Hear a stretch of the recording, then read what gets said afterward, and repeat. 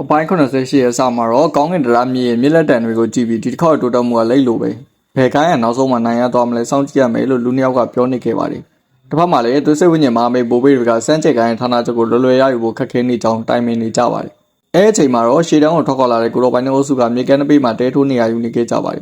ပြန်လင်းနဲ့နက်ဆရာတူကင်းလင်းနေကြပြီးနက်ဆရာကတော့မြေကျနေတာကိုသတိထားမိတော့တာပါဒါကြောင့်သတိပေးလိုက်ပေမဲ့ပြန်လေးကတော့ဒါကအထူးစမ်းမဟုတ်ပါဘူးလို့ညင်းလိုက်ပါတယ်သူတို့နှစ်ယောက်ထွက်သွားပြီးနောက်မှာတော့လိုင်းထန်လာခဲ့ပြီးပင်လယ်အောက်ကသားရဲတကောင်ထွက်ပေါ်လာခဲ့ပါတယ်ကိုရောပိုင်းကတော့သူ့တဲထဲမှာအစွမ်းမြင့်တင်ပေါ်အသက်နေခဲ့ပြီးလက်ခုံလေးစီကစွမ်းအားတွေကိုလည်းစုပ်ယူနေခဲ့ပါတယ်ထွက်လာတဲ့စွမ်းအားကနည်းနေသေးတာကြောင့်လက်ခုံကိုလှုပ်ရမ်းလှဲခါပြီးစွမ်းအားတွေကိုထပ်မံစုပ်လိုက်သေးတာပါကိုရောပိုင်းကစွမ်းအားတွေရသားပေမဲ့အတင်းကျပ်စွမ်းအားတွေမတရားယူခံလိုက်ရတာကြောင့်လက်ခုံတွေကလိပ်ပါထွက်လာပြီးကိုရောပိုင်းကိုမြင်ရချိန်မှာတော့ပြောမရအောင်ဒေါသတွေထွက်လာပါတော့တယ်ဒါပေမဲ့ကိုရောပိုင်းကသူ့ကိုယ်သူလိတ်ကိုအသက်ပြတ်ရှည်အောင်လှုပ်လိုက်နိုင်တယ်ဆိုပြီးတွားလုံးတွေထုတ်နေကြတာကြောင့်လိတ်လေကိုရောပိုင်းကိုတနာစရာမျက်နှာပေးနဲ့ကြည့်ပြီးငိုပြလိုက်ပါတယ်ကိုရောပိုင်းလည်းတနာပြီးဘာလို့ငိုနေတာလဲလို့ခေါင်းငုပ်ပြီးမေးလိုက်ချိန်မှာတော့ကိုရောပိုင်းကိုလက်ကလေးကတန်းကြိုက်လိုက်ပါတော့တယ်လက်ကြိုက်ခံလိုက်ရတဲ့ကိုရောပိုင်းတယောက်လင်းငိုက်မိသွားတာကြောင့်မရှောင်နိုင်မတိန်နိုင်ဖြစ်သွားခဲ့ရပြီးလိတ်လက်ကလှုပ်ဖို့တဲတံပြန်ကြိုးစားရတဲ့ချိန်တွေကိုဆိုက်ရောက်သွားခဲ့ပါတယ်အပြင်ကကြည့်နေတဲ့နက်ဆရာကတော့အရေးတွေကတဆင့်ကိုရောပိုင်းထူးခြားဆန်းပြတဲ့တိုင်းတွေများကျင့်နေတာလားလို့ချောင်းကြည့်ဖို့ကြိုးစားလိုက်ပါတယ်တတဲ့စဆိုင်ကိုရောပိုင်းလည်းလိတ်ကက်ခံရတဲ့အခြေအနေကရုံထွက်လိုက်နေတာကြောင့်လိတ်ကိုလွင့်ပစ်လိုက်တယ်လို့ဖြစ်သွားပြန်ပါပြီဒီလိုနဲ့လိတ်ကက်ခံလိုက်ရပြီးနက်ဆရာကချောင်းကြည့်မိတာကိုအမြန်တောင်းပန်လိုက်ရပါတယ်အဲအချိန်ရေထဲကနက်မီချောင်းကြီးကတော့ကိုရောပိုင်းတို့အုပ်စုကိုတိုက်ခိုက်ဖို့အစဉ်သင့်ဖြစ်နေခဲ့တာပါကိုရောပိုင်းကတော့လိတ်ကလေးနဲ့စကနိုင်လူနေခဲ့ပြီးလိတ်ကလေးကိုအသာကြီးမရဖြစ်နေခဲ့ပါတယ်နှုတ်သီးကောင်းရှာပါလိတ်ကလေးကတော့ကိုရောပိုင်းကကိုပိုင်စွမ်းစာမရှိပဲသူများစီကအစွမ်းတွေကိုခိုးပြီးရက်တည်နေရတဲ့အချောင်းသမားလို့ဆွဆွဲနေကြတာပါကိုရောပိုင်းကတော့လိတ်ကလေးကိုပြန်ညင်းနိုင်စွမ်းမရှိတာကြောင့်စိတ်မရှိတော့ပဲမိဖို့တဲ့ထက်ပစ်ကတန့်စင်ပြစ်မယ်လို့လုပ်လိုက်ပါတယ်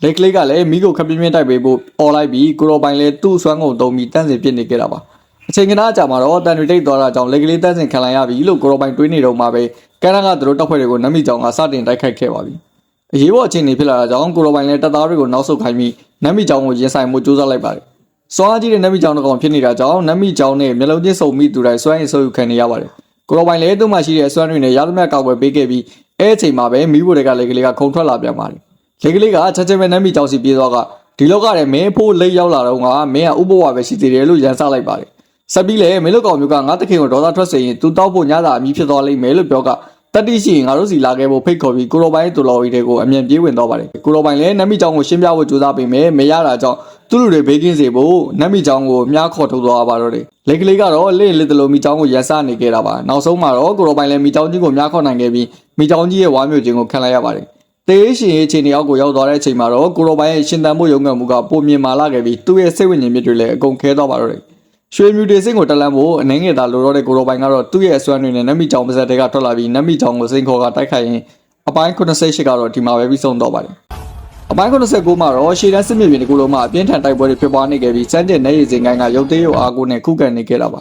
ဌာနချုပ်ပဲကျန်တော့တာဆိုပေမဲ့စမ်းကျင်နေရည်စင်ကိုင်းကရှော့တက်လို့မရတဲ့ကိုင်းဖြစ်ပြီးပြမကူညီတွေရထားတဲ့ပုံမှာဒါကြောင့်ဂိုင်းနဲ့ကိုင်းရဲ့မဟာမိတ်တွေထိနာနေခဲ့ပြီးတိုက်ရိုက်ခတ်နေတဲ့ရုပ်သေးတွေကိုနိုင်ယူဖို့မိမိကိုဖောက်ခွဲပြီးတိုက်ခိုက်ရတဲ့အခြေအနေထိဆက်ရောက်လာခဲ့ပါတယ်ဒီလိုအခြေအနေကပဲဂိုင်းနဲ့ကိုင်းကြကနှစ်ရှည်ရန်ကြိုးတွေကိုအဆုံးသတ်စေခဲ့ပြီးဟန်ချက်ညီလာခဲ့ရတာပါအဲအချိန်မှာပဲနတ်မီချောင်းကိုနိုင်ယူလာပြီးဖြစ်တဲ့ကိုရောပိုင်းတို့တောက်ဖွဲ့ရလဲရှေ့တန်းနဲ့မြေကိုပြေးရောက်လာခဲ့ပါတယ်ဒဏ်ရာရရှုံးနေတဲ့သူတပ်သားတွေကိုရန်သူလက်ကကယ်ပြီးတဲ့နောက်မှာတော့ဒဏ်ရာရထားတဲ့ဂိုင်းသားတအုပ်ကိုသူ့ချီပြီးကူးပေးကုသဖို့ကြိုးစားပေးလိုက်ပါတယ်ဒါပေမဲ့ဒဏ်ရာရထားတဲ့တပ်သားကငင်းဆန်လိုက်ပြီးဘိုးဘေးလေးတိုက်ပွဲကမပြီးသေးဘူးကျွန်တော်တို့အားရင်အကုန်မခံနဲ့တော့ကျွန်တော်ထက်ရှေ့တန်းကရဲဘော်တွေကိုပဲကူညီလိုက်ပါသူတို့ကပိုလိုအပ်တယ်လို့ပြောရင်တည်ဆုံးသွားခဲ့ပါတယ်ကိုမျက်စိရှိမှာပဲရဲဘော်တွေလူလဲခံနေရတာမို့ကိုရောပိုင်းတယောက်လည်းနာကျင်ကြေကွဲနေခဲ့ပါတယ်သူ့ရဲ့သေးမှကြောက်တဲ့စိတ်ကိုခဏတာမေးလျော့သွားပြီးပြတ်သားတဲ့ဆုံးဖြတ်ချက်ကိုချမှတ်လိုက်ပါတယ်ဂိုင်းနဲ့ကိုင်းလုံးကသူ့လူတွေကိုမင်းတို့ရဲ့ရဲဘော်တွေကိုမင်းတို့အသက်ဆုံးပြီးကာကွယ်ခြင်းလားဆိုတဲ့မေးခွန်းနဲ့တူအားလုံးရဲ့စိတ်ကိုပိုင်ယူပြီးရှေ့ဆုံးကနေသူကိုယ်တိုင်ဥဆောင်ကတိုက်ပွဲမြေပြင်နဲ့တိုးဝင်သွားခဲ့ပါတယ်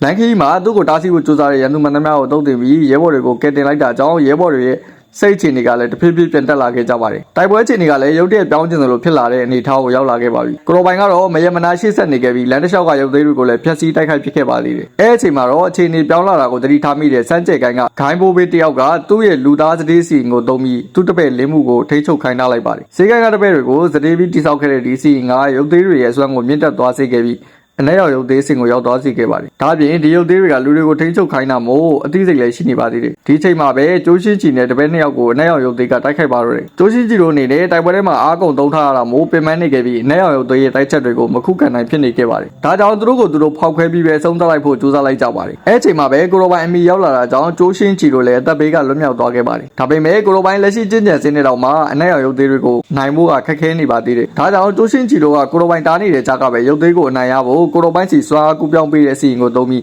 ကျန်နေသေးတဲ့သူတို့ရဲ့စွမ်းတွေကိုလွှဲပေးခဲ့ပါတယ်ကိုရိုပိုင်းအနေနဲ့ပုံရင်အောင်စိတ်ခေါ်ကျေစွမ်းကိုသုံးနိုင်ပြီးသူတပြန်ကိုတပြန်ရုပ်သေးနဲ့တိုက်ခိုက်နိုင်လာခဲ့ပေမဲ့အားရင်နဲ့ပါနေတာကြောင့်ရေရှည်တိုက်ရင်ရှုံးနေမှန်သိလာခဲ့ရပါတယ်ဒါကြောင့်ကိုရိုပိုင်းကအကြံထုတ်ပြီးတိုက်ပွဲကိုအမြန်ဖြတ်နိုင်ဖို့သူ့ရဲ့လက်တစ်ဖက်ကိုပဲအားဖြည့်တိုက်ခိုက်ပါတော့တယ်လဲကျသွားတဲ့ရုပ်သေးကရုံးမာတဲ့အကြံစီနဲ့ကိုရိုပိုင်းရဲ့ပုံရင်အောင်ခြေထောက်ကိုထိန်းချုပ်ထားလိုက်ပြီးတစ်ဖက်ကသူ့ရဲ့ဓာတ်ကိုကျိုးရှင်းချီတို့စီပစ်လွတ်လိုက်ပါတယ်ကိုရိုပိုင်းကရုပ်သေးလက်ကနေလွတ်ဖို့ကြိုးစားရင်ကျိုးရှင်းချီတို့တေးရမှာဖြစ်ပြီးကိုရိုပိုင်းကသွားခဲ့မယ်ဆိုရင်တော့သူ့ရဲ့ပုံရင်အောင်စွမ်းအားကပြတ်ပြတ်သွားတော့မှာပါဒါဆိုရင်ကိုရိုပိုင်းကိုသူတက်ရတာလွယ်ကူသွားပါပြီကိုရိုပိုင်းဘယ်လန်းကိုရွေး၍သူကပဲနိုင်မှာမို့ရုပ်သေးကကျင်းနေနေခဲ့ပြီးကိုရိုပိုင်းကတော့ကျိုးရှင်းချီတို့ကိုကဲဖို့ပဲဦးစားပေးရွေးချယ်လိုက်ပါတယ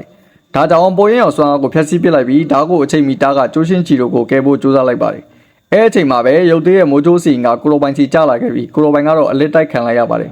အားဝမ်းသာဖြစ်နေတဲ့ရုပ်သေးရုပ်ကနောက်ဆုံးတော့သူတို့အနိုင်ရပြီလို့သွေးနဲ့ထင်ရောက်နေခဲ့တာပါကိုရိုပိုင်းကမိုးချိုးကိုခုခံမှုကြိုးစားရင်သူ့ရဲ့ကျင့်ကြံမှုစွမ်းအားကရွှေမြူတေအဆင့်ကိုပြေဝရောက်ရှိသွားခဲ့တာပ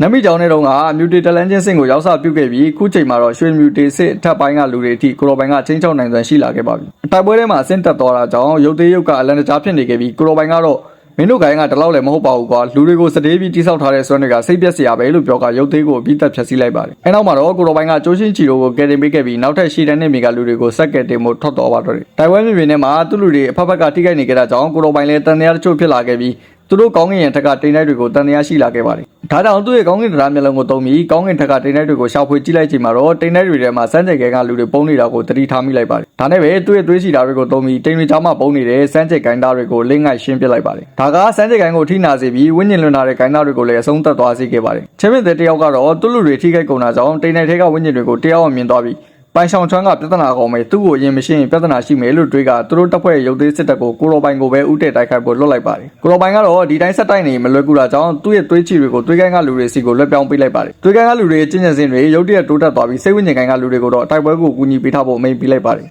ဒီလိုနဲ့တိုက်ပွဲစွမ်းအားတွေပြန်တက်လာခဲ့ပြီးကြားလဲနက်စရာနဲ့အဆုံချွဲတို့ကိုဥဆောင်ပြီးစမ်းကြိတ်ကိုင်းအစီရင်ကိုတိုက်ခိုက်ဖို့ညွှန်ကြားခဲ့ပါတယ်ရုပ်တရက်ခွန်အားတိုးလာကြတာကြောင့်သွေးကိုင်းသားတွေလည်းစိတ်ဓာတ်တွေတက်ကြွလာပြီးနောက်မဆုတ်တန်စမ်းကြိတ်ကိုင်းကိုဖိတိုက်ကြပါတော့တယ်တိုက်ပွဲမြေပြင်ကပိုပြီးသွေးဆူလာချိန်မှာတော့ကိုရိုပိုင်လည်းရုပ်သေးတွေကိုတကောင်မိတကောင်ရှင်းလင်းရင်တူးရွှဲမေးဝိုင်းတိုက်ခံနေရတာကိုမြင်သွားခဲ့ပါတယ်ဒါပေမဲ့သွေးသားအစွမ်းကိုစင့်ခေါ်နေခြင်းဖြစ်တာကြောင့်ချက်ချင်းသွားမကူနိုင်ဖြစ်နေခဲ့ပြီးတူးရွှဲမေးလည်းအလူလဲခံနေခဲ့ရပါတယ်တူးရွှဲမေးနဲ့တိုက်နေတဲ့သူကအရင်ကသူနဲ့ရန်ညိုးရှိခဲ့တဲ့သူဖြစ်ပြီးအားနေချိန်ကိုခွင့်ရယူကတိုက်ခိုက်နေခဲ့တာပါအများနဲ့တယောက်မို့အင်အားမတာတော့တဲ့တူးရွှဲမေးကသူစွမ်းအားတွေကိုဖောက်ခွဲပြီးအတူသေးဖို့ဆုံးဖြတ်လိုက်ချိန်မှာတော့ကိုရိုပိုင်းရဲ့သွေးသားကပြည့်ပြည့်စုံသွားပြီးမို့သူ့လန်တစ်လျှောက်ကရုပ်သေးတွေကိုရှင်းလင်းကတူးရွှဲမေးကိုတွားခဲ့ဖို့ကြိုးစားလိုက်ပါတယ်ကိုရိုပိုင်းရောက်လာတာကြောင့်တူးရွှဲမေးအသေးခံမဲ့စီစဉ်ကပျက်စီးသွားခဲ့ပြီးစမ်းကြိတ်ကိုင်းသားတွေကတော့ကိုရိုပိုင်းနဲ့ဆက်လက်တိုက်ခိုက်ကြပါတယ်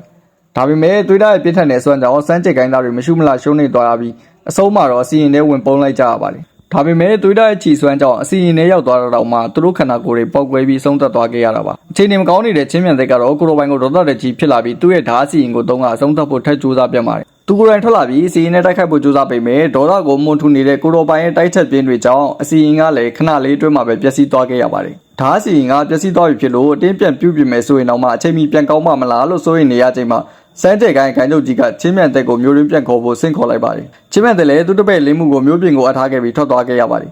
လင်းမှုကတော့ကိုရိုပိုင်နဲ့ထိတ်တိုက်တွေ့ဖို့အားသက်နေခဲ့ပြီးခရိုင်အောင်ရုပ်သေးကိုတုံးကကိုရိုပိုင်ကိုတိုက်ခိုက်ဖို့ကြိုးစားခဲ့တာပါဒီရုပ်သေးကစွမ်းတက်တာချက်တွေနဲ့တော့ဖျက်ဆီးမရဖြစ်နေခဲ့ပြီးသူတို့နှစ်ယောက်ရဲ့တိုက်ပွဲကလည်းပြင်းထန်လွန်လာပါတယ်ကိုရိုပိုင်ကသူ့ရဲ့တသားတက်စွမ်းအားကိုထုတ်သုံးပြီးတစ်မြစ်တွေနဲ့ထိန်းချုပ်ဖို့ကြိုးစားပေမဲ့လင်းမှုရဲ့ရုပ်သေးကိုဖျက်ဆီးမရထိန်းချုပ်မရဖြစ်နေခဲ့ပြီးသူပဲပြန်ခံနေခဲ့ရပါတယ်ခန်းနိုင်ငံခေါင်းဆောင်တွေကတော့သူတို့လူတွေကိုကိုရိုပိုင်ကိုကာကွယ်ဖို့အမိန့်ပေးလိုက်ပြီးကိုရိုပိုင်စီတက်ကူပေးဖို့ပြေးလာနေခဲ့ပါတယ်နောက်ဆုံးမှာတော့ကိုရိုပိုင်တယောက်လင်းမှုကိုတိုက်ခိုက်ဖို့သူသိမ်းထားတဲ့ကောင်းကင်တရားမြေကိုထုတ်တုံလိုက်ခဲ့ရပါတယ်ကိုရိုပိုင်တို့ကဘာမှာစွမ်းတက်ဆုံးဖြစ်နေတဲ့ဒီမြေဟာထိမိတဲ့သူကိုတော့ပျက်စီးသွားသေးတာမလို့ဒီစွမ်းကိုသူ့သွေးချီတာနဲ့ပေါင်းပြီးလင်းမှုကိုတိုက်ခိုက်ခဲ့တာပါဒါပေမဲ့လင်းမှုကတော့ဘာတစ်ခုမှမထိခိုက်သေးတာကြောင့်မန်တက်နေခဲ့ပြီးမင်းကတော့ထိခိုက်အောင်လုပ်နိုင်မှာမဟုတ်ဘူးပိုင်ဆောင်ချွမ်းလို့ကြွေးကြော်နေခဲ့တာပါကိုရိုပိုင်ရဲ့ဓာတ်ချက်တွေအများကြီးထိထားပေမဲ့သူကအားတာနေခဲ့ပြီးကိုရိုပိုင်ကိုအဆုံးသတ်ဖို့လုပ်လိုက်ချိန်မှာတော့ဓာတ်ကရှေ့တိုးမရဖြစ်သွားပြီး ရုံသေးတစ်ခုလုံးပေါက်ကွဲလူမတက်ဖြစ်လာခဲ့ပါတယ်ကိုပိုင်ကတော့ပြောလိုက်ပြီးဒါကသူ့စီစဉ်ဖြစ်ကြောင်းလင်းမှုကိုပြောပြလိုက်ပါတယ်အခြေအနေမဟန်တော့တာကြောင့်လင်းမှုတယောက်လည်းရုံသေးကိုဖောက်ခွဲပြီးကိုလိုရုံထွက်ပြေးဖို့ကြိုးစားခဲ့ပါတယ်အစီအင်းထဲဝင်ပြေးဖို့ကြိုးစားပေမဲ့လည်းကိုတော်ပိုင်ကသူ့ရဲ့စွမ်းအားကိုထုတ်သုံးပြီးလင်းမှုကိုအစီအင်းထဲမှာပဲအဆုံးသတ်ပေးခဲ့တာပါအံ့ဩမှုများစွာနဲ့လင်းမှုကတော့တေဆုံးသွားခဲ့ရပြီးမျိုးပြင်ကိုတော့ကိုတော်ပိုင်တို့ရဲ့သွေးစိတ်ဝိညာဉ်မဟာမိတ်တပ်တွေကတိမ့်ပိုက်လိုက်နိုင်ခဲ့ပါတယ်